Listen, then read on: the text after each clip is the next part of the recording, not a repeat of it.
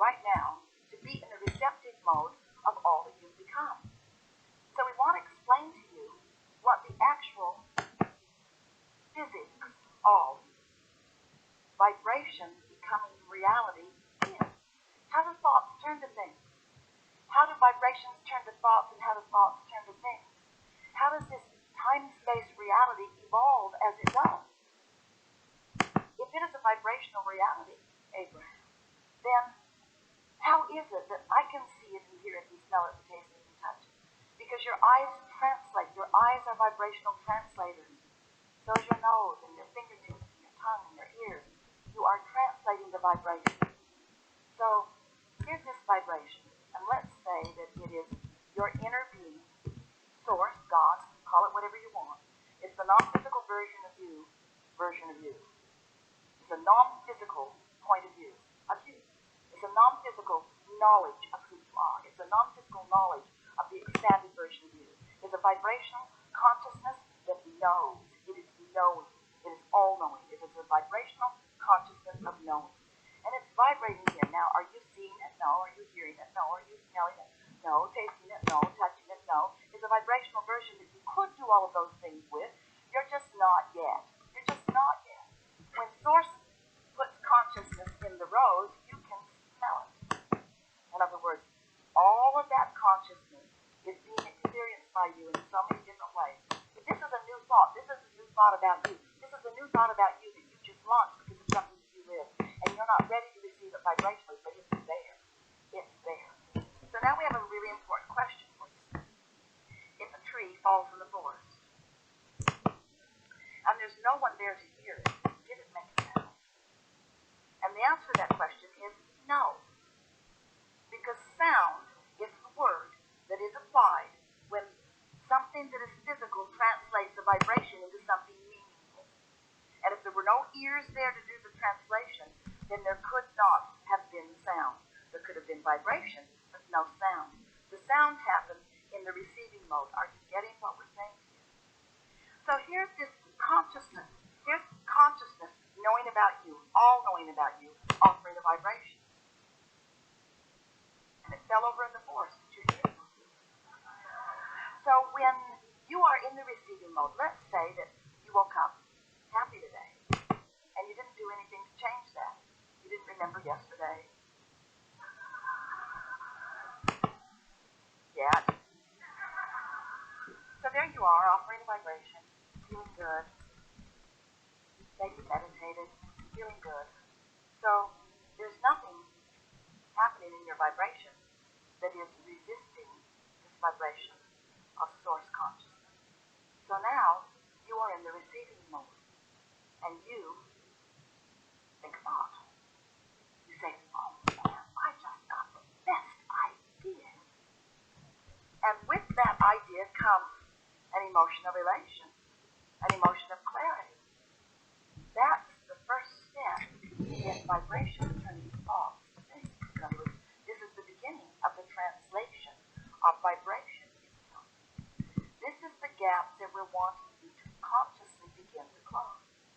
Now, if you're in a bad mood, if someone mistreated you and you're thinking about it, you woke up thinking about it, and you've already written an email about it, you're on the phone talking to your best friend about it, if you wrote it in your diary, in other words, if you've been thinking about it, if you've been thinking about that injustice that happened yesterday, and now you're off on a tangent, yeah, that's not the first person who's done that to me, won't be the last. And so you're down the road on all that vibration, then you're nowhere near the vibrational signal of this pure positive energy of the Source within you, so you're not getting any of that reception. The reception that you're getting is of a different nature. It's a spin-off of man's conscious thought. See what we're getting at? So, as we're moving forward here today, we want to show you how you can live happily ever after. We want you to make peace with contrast. We want you to understand that contrast matters, that contrast and variety are necessary for you to focus your desires into being. We just think it would be such a wonderful idea for you and such a good experience for you if once you've launched those rockets of desire and you have your vortex is so full it will take you 20 or 30 lifetimes to realize it all. It would be such a good idea if you could understand the laws of the universe and understand the progress that you've already made and understand the 1, 2, 3-step process of creation.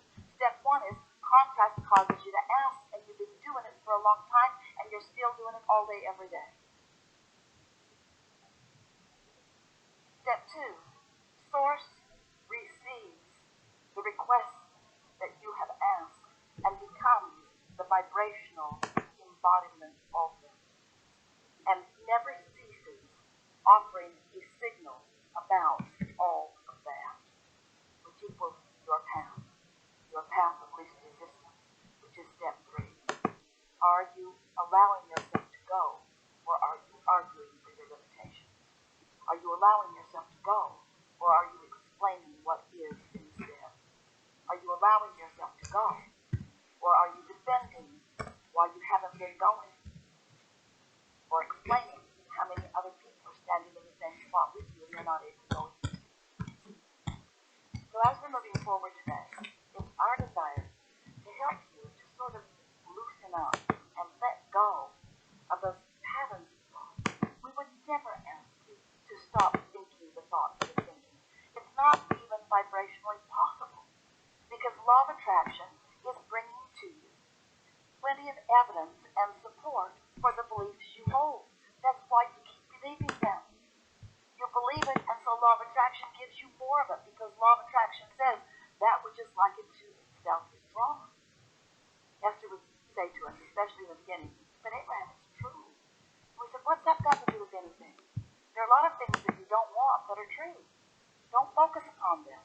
This is an inclusion-based universe. When you look at wanted and say yes to it, you include it. When you look at unwanted and shout no at it, you include it. You can't turn it off with no. You can only turn it off by saying yes to something else. You can only turn off what you don't want by giving your attention to what you do want. So we know it takes some adjustment. It takes some reorientation. It takes some caring about how you feel. It takes some understanding about the laws of the universe. It takes, in many cases, some faith, some willingness to believe something that you can't actually prove to yourself this red hot minute, except that law of attraction will give you evidence all day, every day. Focus on something and watch it show up over and over and over and over and over and over and over again.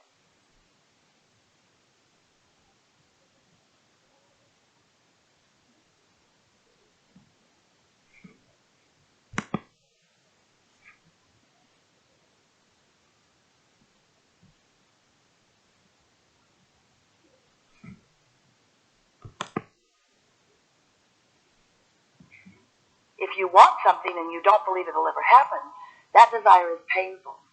I want this thing I believe I cannot have. And if that is the case, then you start drumming up all kinds of excuses, justification and rationalization, and usually blaming of others and yourself about why this thing you want can never be. It's Obama's fault. Or.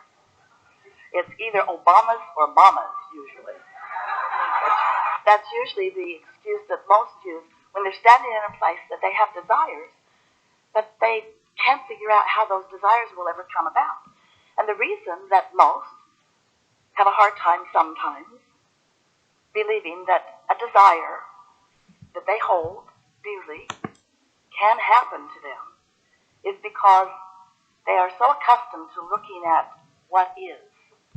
And since what is right now doesn't currently hold the desire that they want, then in their observation of the absence of this desire, they offer a vibration about the opposite of what they want, which gets them all energetically discombobulated. In other words, you've got to be in the receiving mode of your desire, which means you got to believe it. You can't doubt your desire and be in the receiving mode of it. And to be in the receiving mode of it, that means you have to be tuned in, tapped in, turned on, so that when information that is helpful, clues along the trail, so to speak, along your path of least resistance, to help you get from where you are to where you want to be. You have to be in the receiving mode in order to be aware of those ideas and rendezvous and clues that are constantly being shown to you from broader perspective. The path to what you want, you may not like these words very much. Esther doesn't like them, and she's going to say them, has already been revealed to you. In other words, the path to get you from where you are to where you want to be is already known by non-physical and is already being shined for you. But if you are all balled up in an awareness that it isn't coming, that it hasn't come, that you hardly know anybody who's received it or who's living it, or that it's just not the way it is in your family, or. If you are offering those kinds of thoughts and those kinds of words, then you're not in the receiving mode. And even though good ideas are being offered to you that would take you, in most cases, directly to what you want, or at least on a very good, happily unfolding path to them, you don't pick up on those clues. The other day, Esther had what she considers to be the most remarkable personal experience, showing her how emphatic her beliefs are in what she is able to see. She was sitting at her dressing table, and she had her makeup spread out all over the place. And she has a powder. It's a loose powder that has a powder puff on it, and the powder is screwed into a little container, and then another lid is screwed on top of that. So she got all ready for the powder, and she picked up the container, and it was only the empty lid. And she thought, oh, where's my powder? So she looked on the dressing table. She was shocked, and she's there by herself. It was a lot easier when Jerry was there. She could blame him for everything that was missing. No one had been in the house except Esther. She still sort of wanted to blame him. Spook, what did you do with my powder? She could not see it. And so she went to her bedroom and started rifling through her suitcase. She sort of lives out of her suitcase even when she's at home. And then she thought, well, maybe I left it at the San Diego Hotel. And so then she made the bed and did some other things and went back to her dressing table and sat down, and there was the lid and there was the powder. They were not 3 inches apart. They were right there. And at first, she panicked just a little bit because she thought she had lost her mind completely. How can this be? Something that I want, it's right in front of me. How is it even possible that I could not see it? And so later on, as we were chewing with her over some other things, working on a new book, and she's all in the receptive mode, we said to her, you know, you believed that that powder was under that lid. You believed that. That's where it always is. That's where 999 times out of 1,000, that's where you leave it. That's where it is. That's where you believe it to be. So when you picked up the lid and it wasn't where you believed it to be, you couldn't see it where it was. Now, we know that you've had experiences like this. And the important thing that we want to say to you, the law-based, factual, important understanding is, if you have a strong belief about something, the evidence cannot be seen by you. You can't see beyond your beliefs. That's the statement that we're wanting to say to you. You cannot see or receive beyond your beliefs. So, if you have a belief that you cannot do something because you have not yet done it, or you cannot do it because someone told you it's not likely that you can do it, if you've practiced a belief that is one way, even though source energy is sending you endless streams of consciousness and energy and opportunities to discover. So what happens is, we never give up on helping you to know what you need to know in order to receive the desires that you've already set into motion. There will always be another opportunity. Your inner being will guide you on the path of least resistance.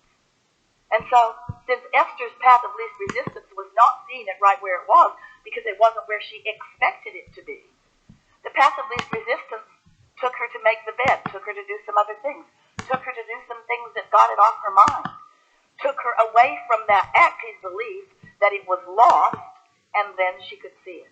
Even though we know it sounds like a really silly, maybe even ridiculous analogy, it speaks so powerfully to why. So often, even though there are things right there for you to see, you can't see them because your beliefs are in the way. So, what do you do about that? How do you get your beliefs out of the way? Well, first we want to say to you, you don't need to worry about getting them out of the way because your inner being, the source within you, will always find a path to lead them to you. Just now, Esther is ready to go out the door. She'd taken her jewelry off. She'd left it scattered all over the table where the television is. She was all loaded up. She had everything in her purse, water, cough drops in case she coughed, something to wipe her nose. In other words, she was prepared to come. She had her hand on the door, and then she thought, I wonder how my hair looks. So she walked back in, and on her way to the mirror saw that she'd left her jewelry there. Well, now, don't you think that's nice? You see what we're getting at? You are always guided to the path of least resistance. Your inner being is always taking you over here, and then over here, and over here, and over here, and over here. Because you're easy to lead over there. It's easy to get Esther to look in the mirror to see if her hair looks all right. That's one of the easiest things we ever accomplished with Esther. And so what we're wanting to say to you is there is always a path of least resistance. There's always a way to get you in the vicinity of something that you want to know, but you stubbornly are not allowing yourself to know. We just want to say to you, we think you're going about it the longer, harder way. We think that you could lighten up. We think that you could begin bridging some of those beliefs. We think you could begin to do some focus wheels where you begin to make notice of your positive aspects, where you begin to look at things that are working, where you begin to change your negative expectation. When you make a list of positive aspects, things that are working out for me in this way, and this way, and this way, and this way, it softens negative expectations about the things that you believe have not yet worked out for you. You see what we're getting at? You are vibrational beings, and you live in a vibrational universe. And even more important than understanding that, you are an extension of source energy who knows you and loves you and knows where you stand in every moment in time in relationship to what you want, and is guiding you in the way that you can most translate it into something meaningful for you all day, every day. So you come to a gathering like this, and we like that so much because we get to chew with you about the nitty-gritty of your life experience. But what we really want to shine a light on for you is that your life has caused you to ask, and you have launched more than we can count vibrational requests or rockets that have been answered by Source. And they exist in a vibrational reality, not yet manifested in many cases, in a vibrational reality, and the inner being within you knows the logical trail to lead you from where you are to where you want to be on every subject important to you.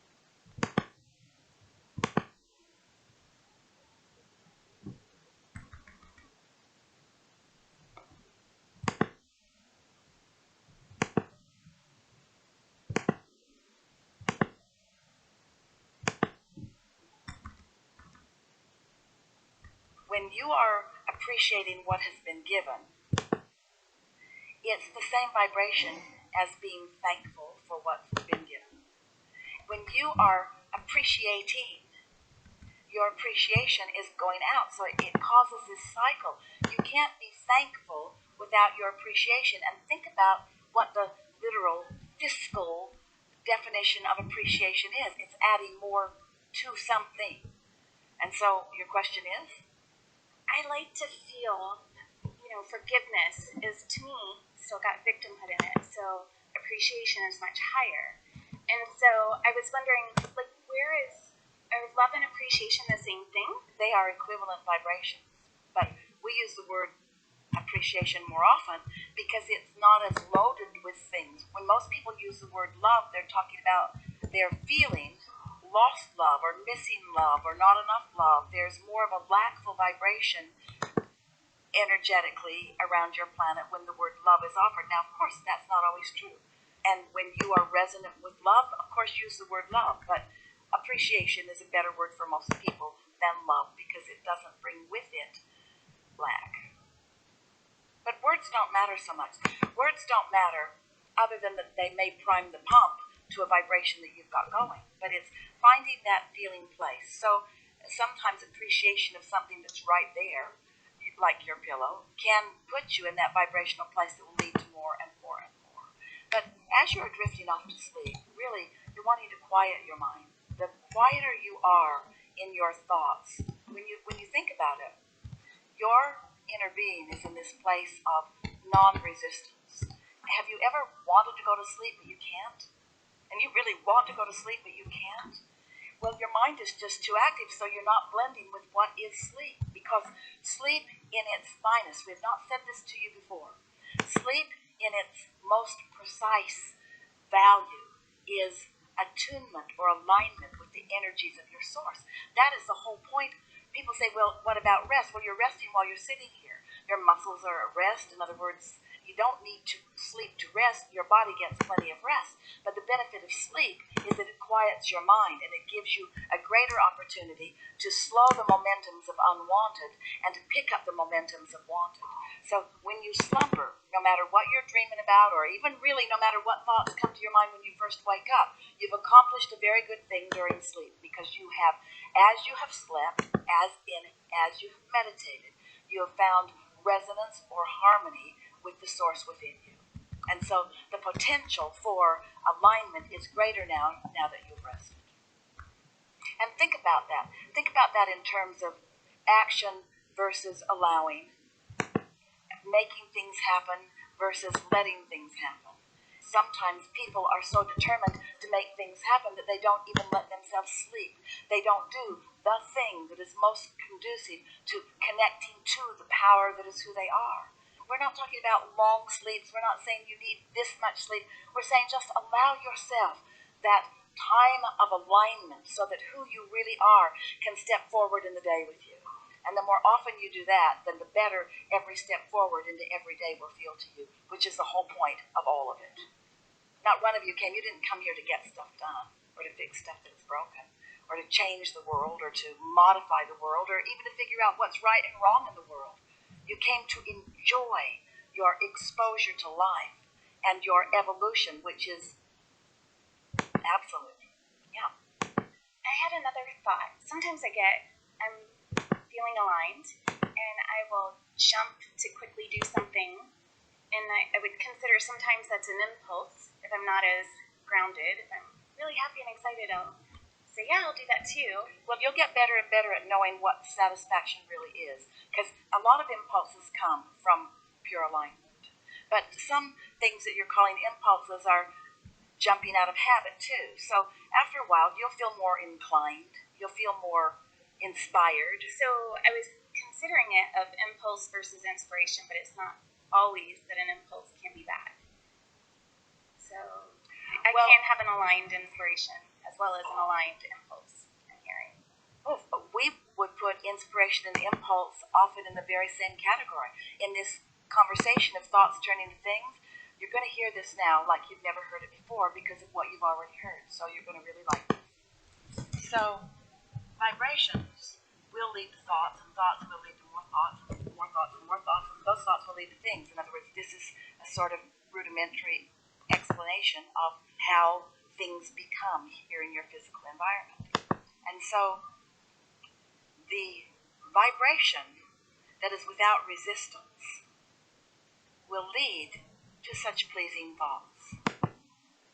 A vibration that is without resistance must lead to pleasing thoughts. So if the root of the thought that you're thinking now is a vibration with non-resistance, then you're off on a really good foot. Did you follow that?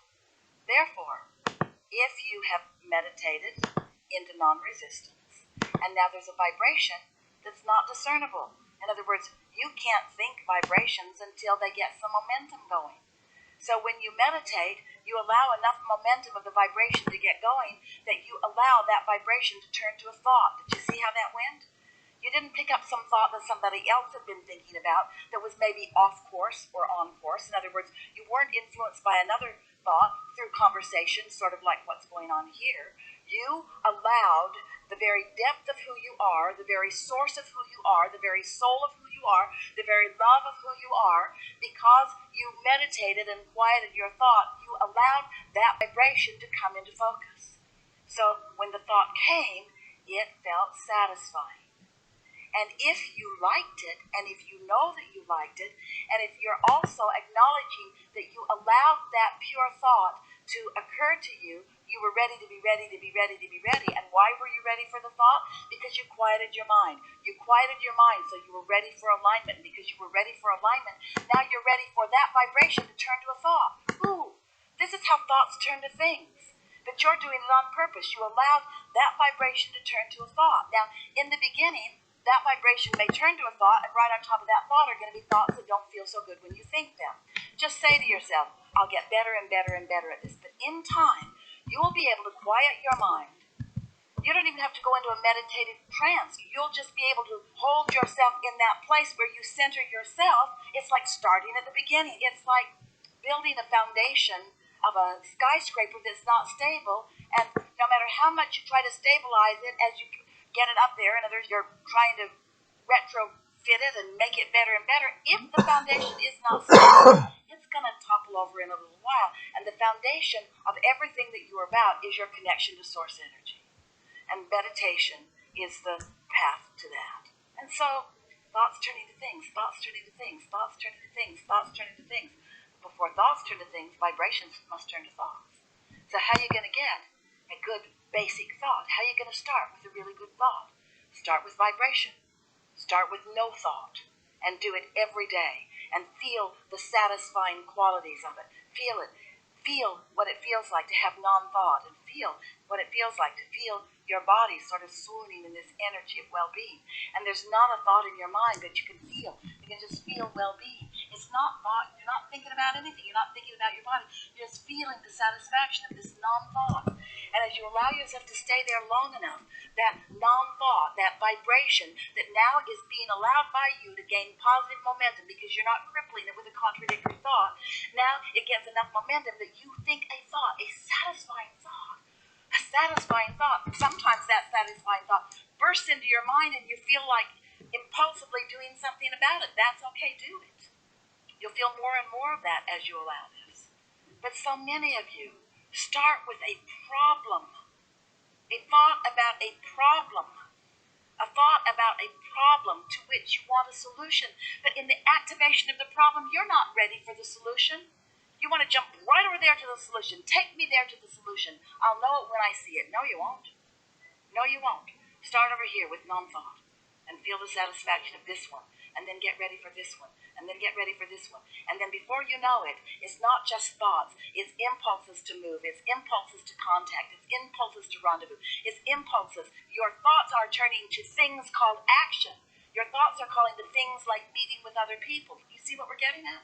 It's just this evolution of you being guided from the inside out. And where's your inner being getting the information to which it is wanting to guide you? From your vortex. And how did that stuff get into the vortex? You explored enough contrast to put it there. Do you see why you can't get it wrong? And why you never get it done? And aren't you sort of kind of ready to begin to cash in your vibrational chips? Don't you realize how much you've done and how much is there? And aren't you willing to just relax for a little while and get ready to be ready? And to recognize that you're ready and not need to talk to anybody about it. You don't need to write a book about it today. You don't need to make a big hoopla about it. Oh, I had this insight and I must share it with you. They're not ready. No one's ever ready for your insight. Nobody's ever ready for your insight. And so you're always going to be misunderstood. And if you need to be understood in order to feel good, you're screwed. You are.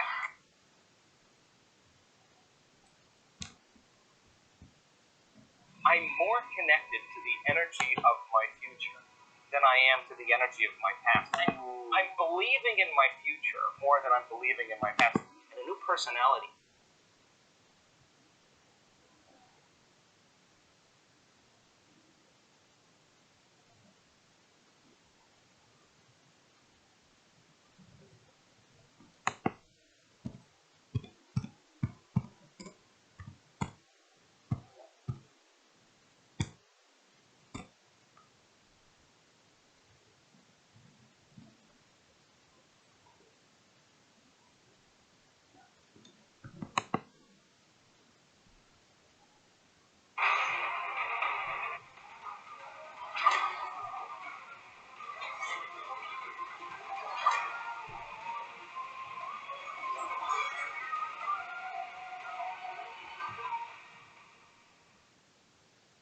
Hi, this is Marissa Peer. I would love you to join me at the Brainathon. What?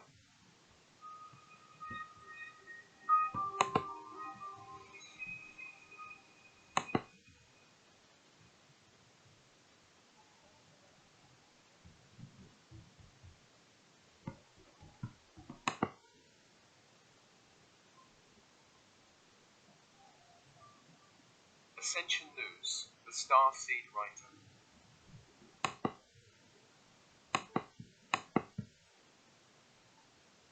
Dear Starseed, when I was growing up, I was drawn to books like a moth to a flame. I love reading, writing stories, though I gave up writing stories when I entered secondary school or high school, which is South America. I never really ever thought I would be a writer one day.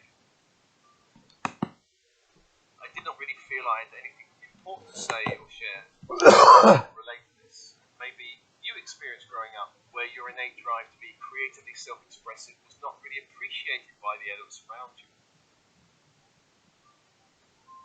Perhaps this creative drive was even actively discouraged or blocked. Perhaps you received many subtle or maybe not so subtle messages to get real, stop daydreaming, and so on. Looking back, I still feel amazed at the journey I've been on. Coming from a place where I basically felt I had nothing to say or share with the world, to where I am now. So I woke up in 1991 after the death of my father, and this propelled me onto a spiritual journey. That journey brought me to this place where I've authored 6 published books. And I have now several channels, including this YouTube channel, where a tribe of starseeds are seemingly interested in the messages I have to share.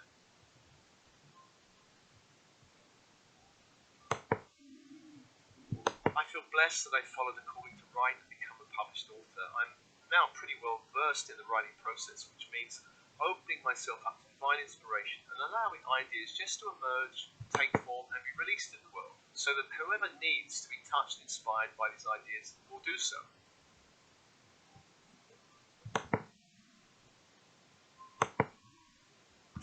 I could have chosen not to put myself out in the world this way. I could have allowed perhaps self-doubt and fear to block my channel of inspiration. But then again, having chosen the path, I now feel a great sense of joy and fulfillment that I have said yes to my mission rather than bow down to the resistance that all writers face.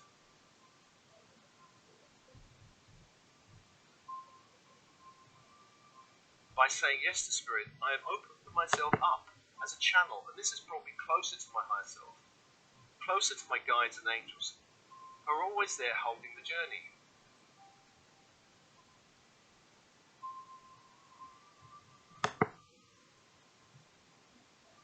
Now, choosing this path means that you open yourself up to birth something new and unique that wouldn't exist without you. As a starseed writer, you become a channel, indeed a partner with forces that need you. This means you don't have to work it out all yourself. Your writing comes from a source beyond your conscious mind. The source of your inspiration is not of this world, though you can be inspired by many situations and people in the world. As you say yes to Spirit, you open yourself up to ongoing inspiration and guidance that will help you shape your work. Now, I'm not asking you to believe in anything. You may not believe in angels or guides. You just need to open to a deeper part of yourself that knows the way.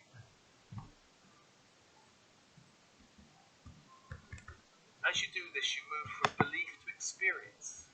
And in time, you feel that your mind and hands are being guided by unseen benign forces.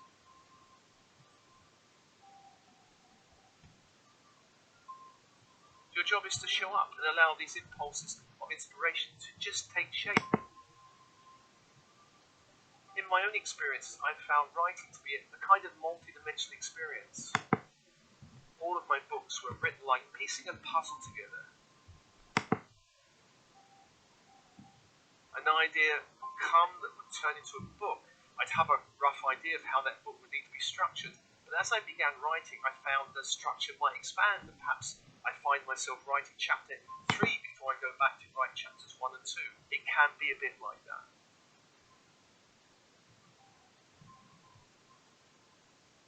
Let me mention overcoming resistance blocks. Your time on this ascending earth is limited, which means you have a certain amount of time to express what needs to be expressed through you. It's a universal pattern that we will feel the call to express something, and at the same time feel perhaps an equal and opposite sense of resistance or block to express ourselves. You may be a writer, a dancer, a singer, a poet, a composer, it doesn't matter. Every creative impulse, especially in the early stages, will be met with resistance, which may show up externally before we realize that all resistance begins on the inside.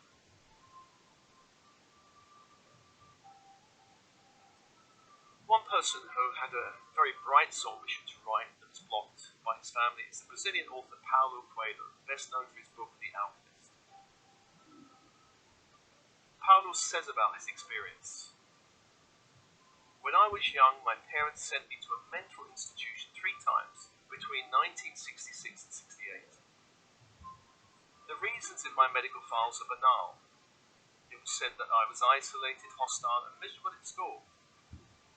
I was not crazy, but I was rather just a 17-year-old who wanted to become a writer. Because no one understood this, I was locked up for months and fed tranquilizers. The therapy really consisted of giving me electroshocks. I promised to myself that one day I would write about this experience so young people will understand we have to fight for our own dreams from a very early stage of our lives."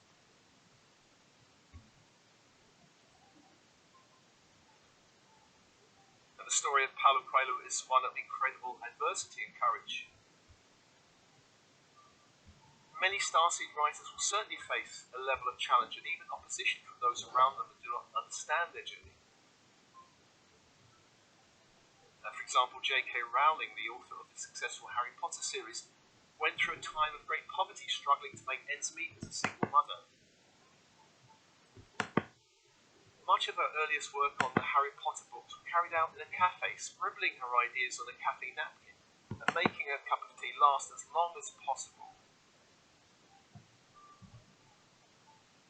Now, my own drive for self-expression was rather less dramatic than Paulo Coelho's or J.K. Rowling's. When I began to awaken spiritually in 1991, slowly but surely, my desire to express myself in new ways began to emerge. It would actually take 10 years for this emerging creative impulse to take any form, or take the form of a book, for example. I just began my role as a director of Alternatives in 2000, which is a not-for-profit organisation promoting spiritual authors, when I heard a voice in my mind saying, "Freeing the spirit." So I sat in meditation for some time with this phrase, and the idea of a book began to emerge. By a strange set of synchronicities, I signed a book contract with Random House after about 6 weeks. And in 2002, Freeing the Spirit was published. Since then, I've written and published other books, of course. The most recent being The Spiritual Entrepreneur, which I self-published under my own banner, Soul Matrix Publishing. So why are so many starseeds called to write? Well, putting aside the very 3D idea that being an author will make you rich and famous, here are some higher vibe reasons you may be called to write. You may feel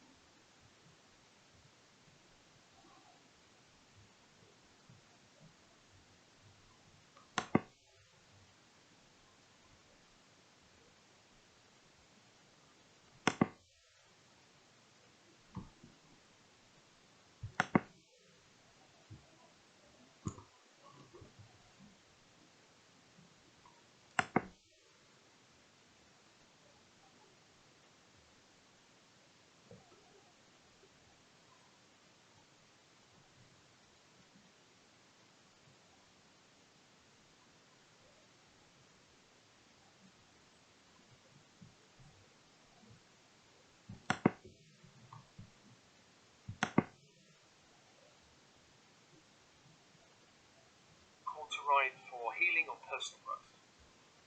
Many of my own books contain a self-healing element. For instance, my book, The Prosperity Game, helped me heal my 10 years of working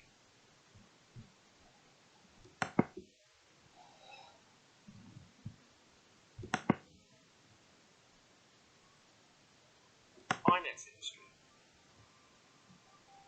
So my latest, The Spiritual Entrepreneur, was really a deep and powerful affirmation that I am a spiritual entrepreneur. You may feel called to write for the sheer joy of creative expression. This will be especially important if you grew up feeling you were invisible but did not really have a voice. You may feel you have something important to say or share. Perhaps this involves something of your own life.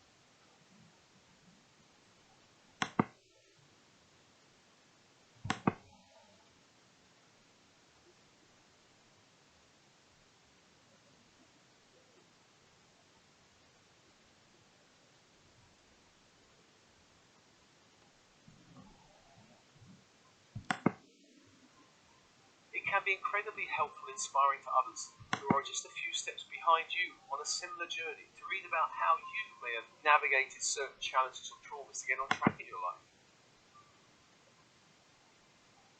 Many starseeds who have created a business feel called to write in order to further promote that business, and the book can be a brilliant calling card to let people know what you do and why it could serve them. Finally, you may want to leave a legacy to your family. Now, personally, I would love to know more about my grandparents' lives, but I've only got a few stories that I remember. But my grandchildren have a much deeper understanding of my journey in my life. It's important to write from your heart, and some writers do start with the focus of writing a book to make money. Now, Spirit may guide you to write something that's in alignment with your business, if your business is out as, say, a healer or coach or therapist. But there's a great difference in writing just to sell.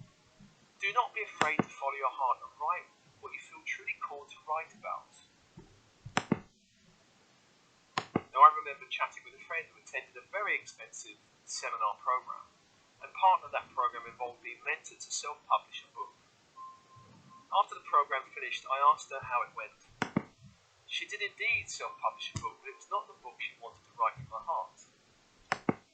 Her book mentor said her idea would not sell, and she had to come up with something of a more commercially solid nature. Now, the resulting book did not really do very well, and she was left, it seemed, with a sense of deep regret that she did not follow her heart and write the book that was a true calling. Writing's important because it helps you know what's within you, meaning it's a powerful way of releasing that vague concept of inner potential. You cannot really know what's truly inside of you as a writer or anything else for that matter. Whether that potential leads you to being an incredible dancer, potter, painter, entrepreneur or leader. Until you start the journey, there's no way of knowing your inner potential until you tap into what is within you and allow it to take some shape or form in the world. When I was a director of alternatives, hosting non-fiction spiritual authors, I learned a number of important lessons. One of these is that every writer is a storyteller, and that means all non-fiction writers. I've heard many non-fiction writers speak about their work, and the best were always fantastic storytellers. For instance, I heard Wayne Dyer speak in London back in the late 90s, and he had such a presence, such a voice, and his stories were so powerful and funny that I still remember some of them today. This is a sign of a great storyteller. Stories are great ways to convey a powerful theme or message. Great stories are evocative and sensory.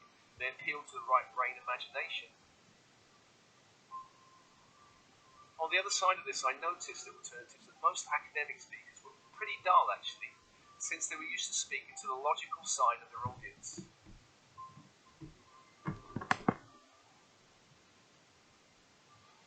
Writing is a way to discover your authentic self, meaning it helps you move beyond your conditioned self. It's a common pattern for starseeds, especially those born in dense 3D families, to lose their sense of self by trying to adjust themselves in some way to fit in. You are not here to write just anything. You are not here to write in a way that pleases any particular group of people. Your authentic self wants you to write something meaningful and important. It wants you to write something from your heart and soul. Your authentic self is not interested in you adjusting your writing to please or be accepted. When it comes to writing, it does not matter what your friends or peers think, what your family thinks, or even what your publisher thinks. What's important is the deep impulse from your true self, your authentic self. When you listen to this part of you and what it wants you to express in the world, then your work will be in alignment with your soul's highest calling. I say this because it took me a few years to really understand this one.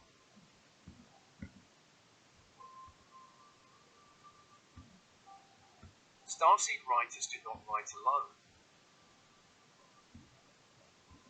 As already mentioned, starseed writers work in a divine collaboration with unseen forces, with unseen friends.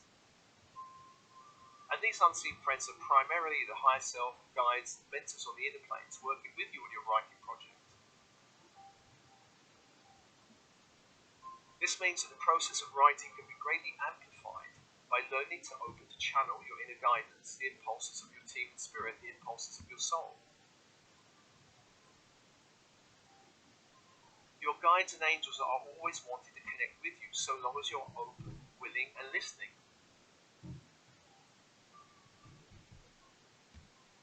Communication can come through a sign in the outer world, such as a book falling off a bookshelf in front of you.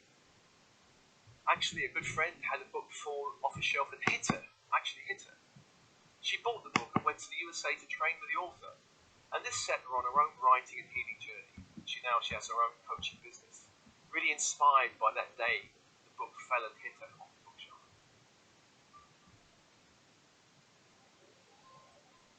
Remember to ask for help and guidance. Guides and angels will not interfere with our free will. The caveat to this is asking for help is very different to begging for help. The latter puts you in a position of supplicant victim rather than the energy of your true sovereign being, true sovereign self. Ask that only beings of the highest truth and light be allowed to connect with you. Only beings who are aligned with your soul's destiny.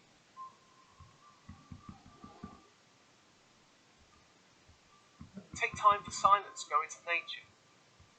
Practice a deep inner listening. Align your energy through prayer and meditation. In time, you will hear the gentle voice of your guides and angels, or you may just feel a deep inner knowing as information is downloaded into your energy systems.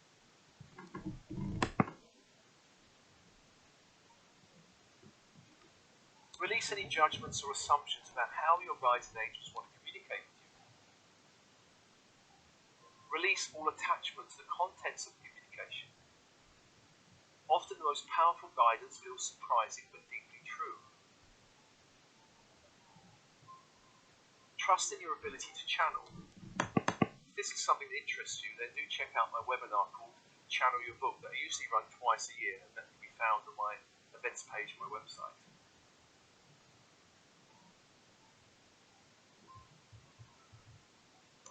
Allow your writing to flow. You do not need to push the river. You do not need to push your inspiration or your writing. Your book already exists in some level of your consciousness.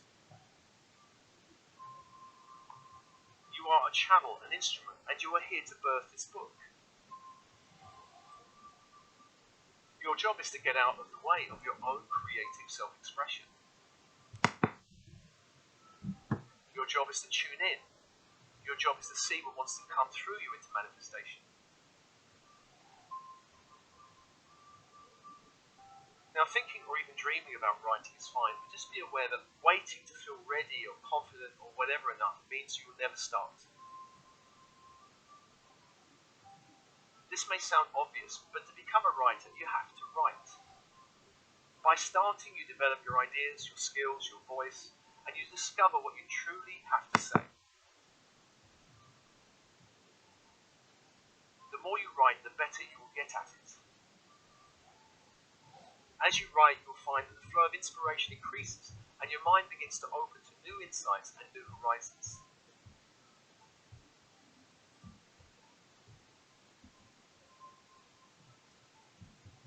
So here's a few practical tips about writing. Know your audience. Just have a think about who your ideal reader or audience is. At what point are they in their lives? What challenges do they face? What are they concerned about? What are they interested in or value? What are they looking for? What do they need? Or what's missing for them? What dreams or aspirations do they have? You're not here writing for everyone. Some people will naturally be turned off by your writing, not interested in what you have to say, and that's exactly how it should be. Think about your ideal reader in terms of gender, age, profession, background, values, hobbies. Now, some say you should write about what you know about. I say write about what you're passionate about. If you're passionate about something, then certainly you'll know a certain amount about that subject.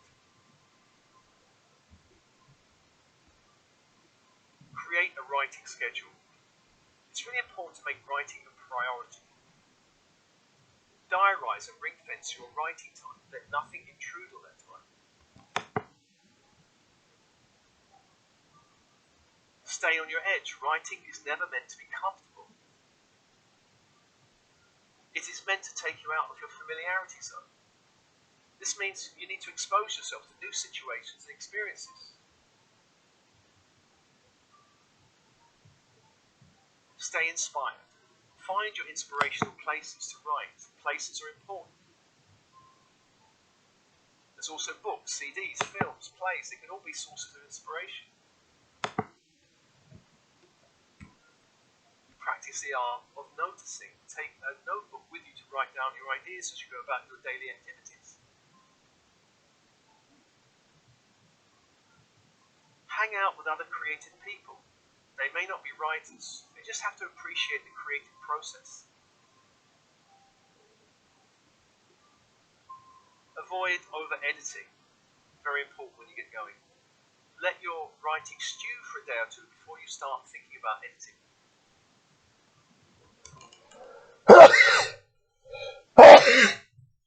Deadlines. Now, if you sign a book contract, then you've agreed a deadline to submit your writing. If you're self-publishing, then you're basically setting your own deadline and you can move it.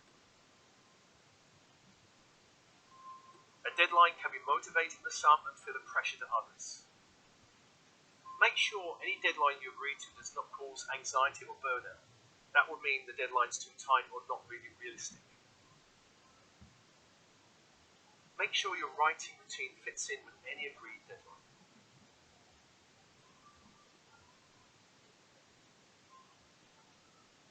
And finally, you've got to think beyond the book. It doesn't matter whether you're published or self-published. Authors are now required to put more energy into the marketing of the book.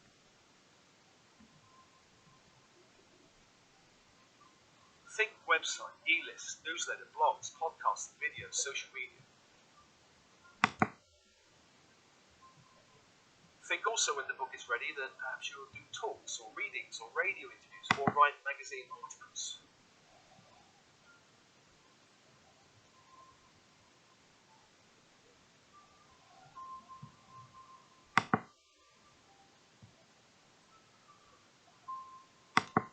some of these thoughts and ideas are useful in supporting and inspiring your own writing process. Much love.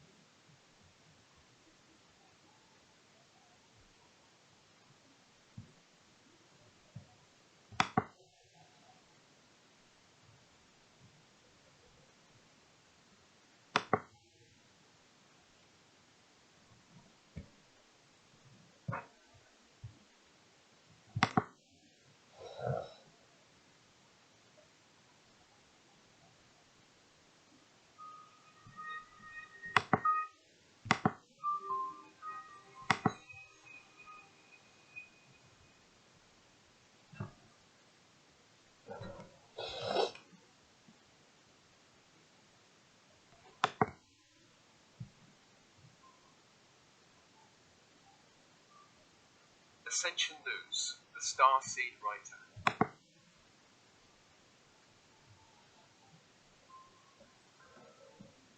Dear Starseed, when I was growing up, I was drawn to books like a moth to a flame. I love reading, writing stories, though I gave up writing stories when I entered secondary school, or high school, as you say in America. I never really ever thought I would be a writer one day. I did not really feel I had anything important to say or share, and perhaps you can relate to this. Maybe you experienced growing up where your innate drive to be creatively self-expressive was not really appreciated by the adults around you. Perhaps this creative drive was even actively discouraged or blocked. Perhaps you received many subtle or maybe not so subtle messages to get real, stop daydreaming, and so on.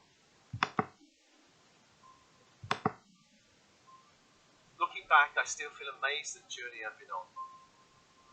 Coming from a place where I basically felt I had nothing to say or share with the world to where I am now. So I woke up in 1991 after the death of my father, and this propelled me onto a spiritual journey. That journey brought me to this place where I've authored 6 published books.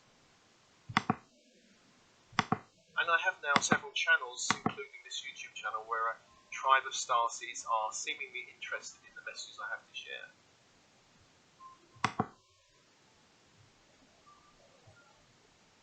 I feel blessed that I followed the calling to write and become a published author. I'm now pretty well versed in the writing process, which means opening myself up to divine inspiration and allowing ideas just to emerge, take form, and be released in the world, so that whoever needs to be touched and inspired by these ideas will do so.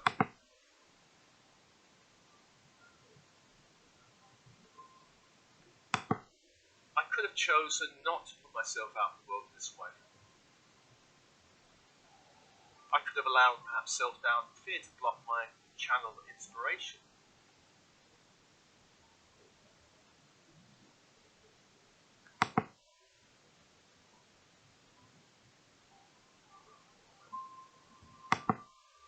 But then again, having chosen the path, I now feel a great sense of joy and fulfillment that I have said yes to my mission rather than bow down to the resistance that all writers face.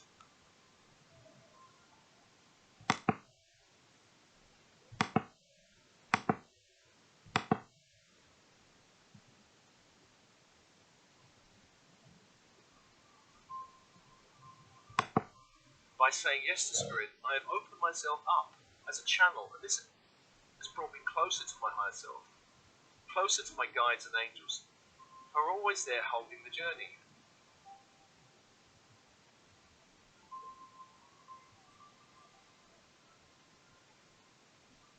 Now, choosing this path means that you open yourself up to birth something new and unique that wouldn't exist without. As a starseed writer, you become a channel, indeed a partner with forces that need you. This means you don't have to work it out all yourself. Your writing comes from a source beyond your conscious mind. The source of your inspiration is not of this world, though you can be inspired by many situations and people in the world. As you say yes to spirit, you open yourself up to ongoing inspiration and guidance that will help you shape your work. Now, I'm not asking you to believe in anything. You may not believe in angels or guides. You just need to open to a deeper part of yourself that knows the way.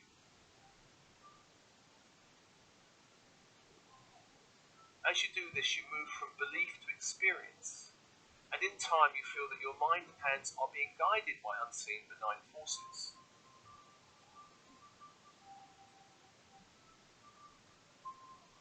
Your job is to show up and allow these impulses of inspiration to just take shape. In my own experiences, I've found writing to be a kind of multi-dimensional experience. All of my books were written like piecing a puzzle together. An idea would come that would turn into a book. I'd have a rough idea of how that book would need to be structured, but as I began writing, I found the structure might expand, and perhaps I find myself writing chapter 3 before I go back to write chapters 1 and 2. It can be a bit like that.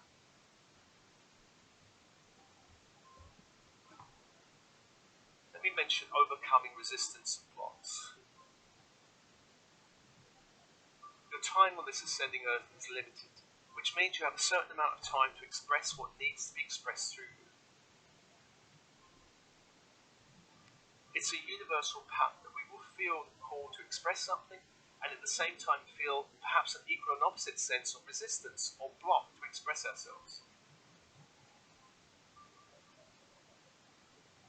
You may be a writer, a dancer, a singer, a poet, a composer, it doesn't matter. Every creative impulse, especially in the early stages, will be met with resistance, which may show up externally before we realise that all resistance begins on the inside.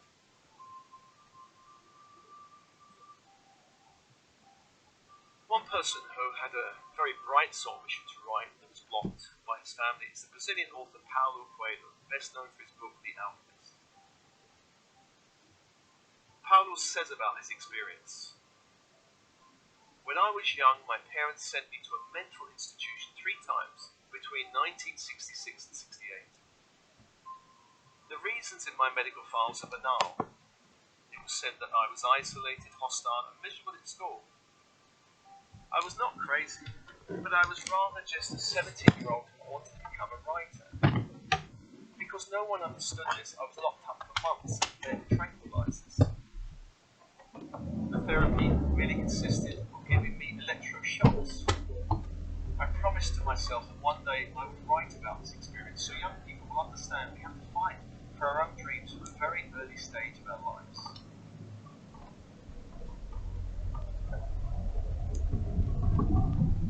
And the story of Paulo Coelho is one of incredible adversity and courage. Many starseed writers will certainly face a level of challenge and even opposition from those around them who do not understand their journey. For example, J.K. Rowling, the author of the successful Harry Potter series, went through a time of great poverty, struggling to make ends meet as a single mother. Much of her earliest work on the Harry Potter books was carried out in a cafe, scribbling her ideas on a cafe napkin, and making her cup of tea last as long as possible.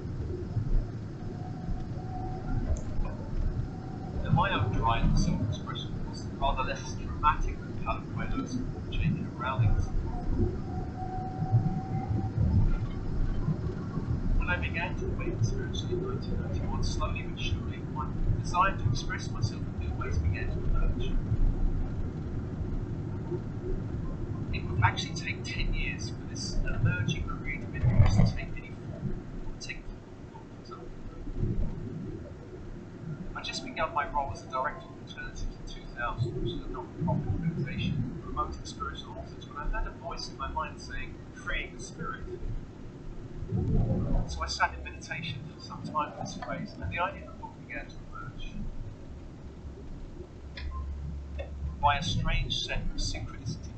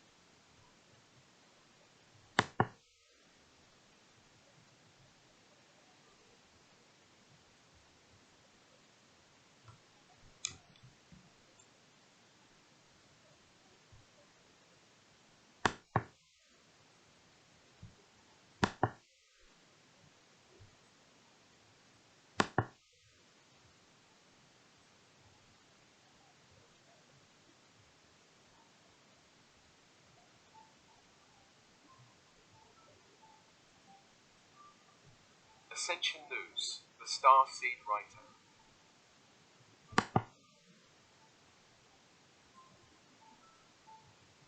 Dear Starseed, when I was growing up, I was drawn to books like a moth to a flame.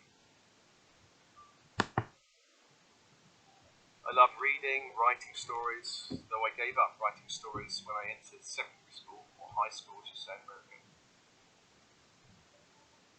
I never really ever thought I would be a writer one day. I did not really feel I had anything important to say or share, and perhaps you can relate to this. Maybe you experienced growing up where your innate drive to be creatively self-expressive was not really appreciated by the adults around you. Perhaps this creative drive was even actively discouraged or blocked. Perhaps you received many subtle or maybe not so subtle messages to get real, stop daydreaming, and so on. Looking back, I still feel amazed at the journey I've been on. Coming from a place where I basically felt I had nothing to say or share with the world to where I am now. So I woke up in 1991 after the death of my father, and this propelled me onto a spiritual journey. That journey brought me to this place where I've authored 6 published books. And I have now several channels, including this YouTube channel, where a tribe of starseeds are seemingly interested in the messages I have to share.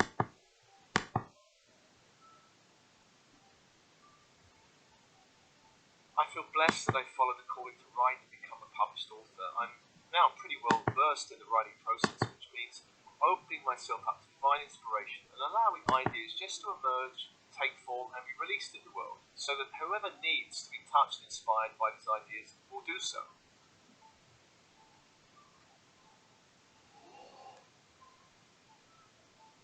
I could have chosen not to put myself out in the world in this way. I could have allowed perhaps self-doubt and fear to block my channel of inspiration. But then again, having chosen the path, I now feel a great sense of joy and fulfillment that I have said yes to my mission rather than bow down to the resistance that all writers face.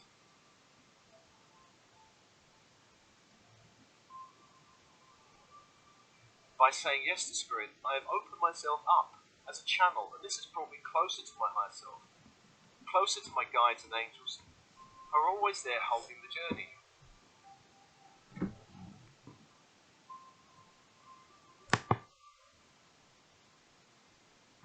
Now, choosing this path means that you open yourself up to birth something new and unique that wouldn't exist without you.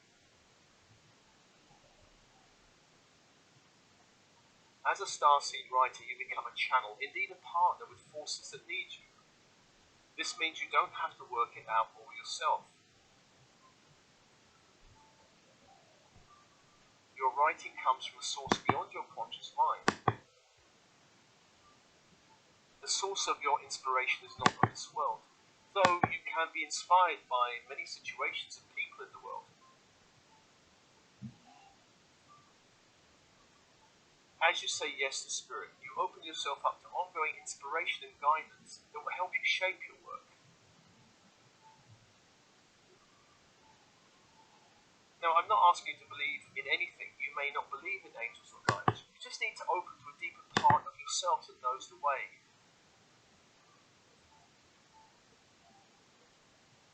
As you do this, you move from belief to experience. And in time, you feel that your mind and hands are being guided by unseen benign forces.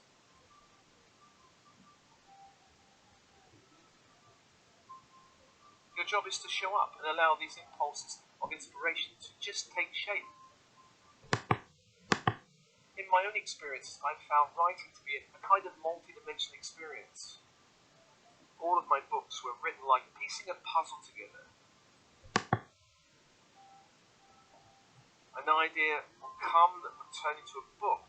I'd have a rough idea of how that book would need to be structured, but as I began writing, I found the structure might expand, and perhaps I find myself writing chapter 3 before I go back to write chapters 1 and 2. It can be a bit like that.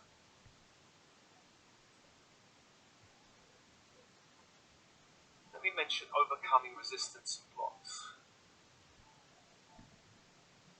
Your time on this ascending earth is limited, which means you have a certain amount of time to express what needs to be expressed through you. It's a universal pattern that we will feel called to express something, and at the same time feel perhaps an equal and opposite sense of resistance or block to express ourselves. You may be a writer, a dancer, a singer, a poet, a composer, it doesn't matter. Every creative impulse, especially in the early stages, will be met with resistance, which may show up externally before we realise that all resistance begins on the inside.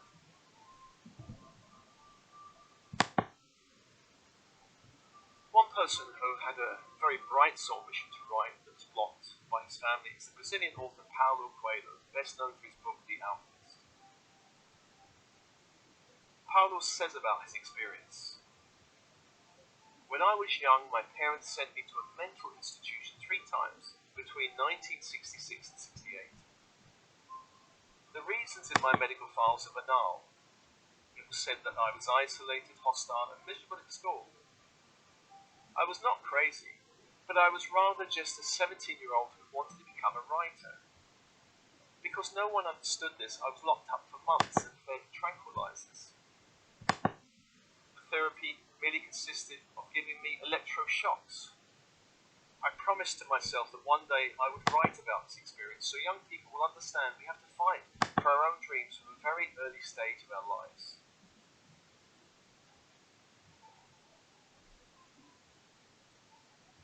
And the story of Paulo Coelho is one of incredible adversity and courage. Many starseed writers will certainly face a level of challenge and even opposition from those around them that do not understand their journey.